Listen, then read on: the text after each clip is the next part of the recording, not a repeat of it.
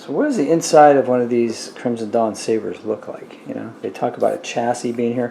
Well, I unscrewed it from the middle here, like the hilt section, the grip section, because if you unscrew the end, all you're going to see is the speaker. That's fine. This is more of a decorative end cap.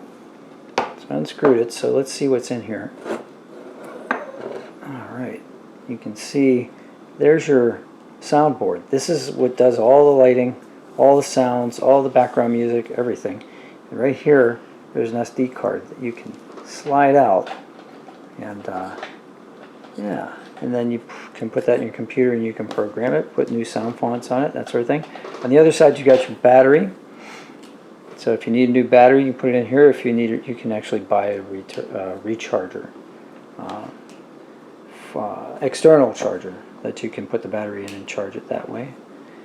Or, you know, if you don't have an in-charge port, which I do on this one, but not all of them do apparently. That's it. You can see it's nice and compact. It slides right on and screws right on. And it doesn't take a lot of effort to screw it on or unscrew it, but it's got several threads. So you can see if you were dueling and it came loose, you would feel it come loose. It's not a great big deal of resistance. So that's what's inside a Crimson Dawn Proffie 2 NeoPixel lightsaber.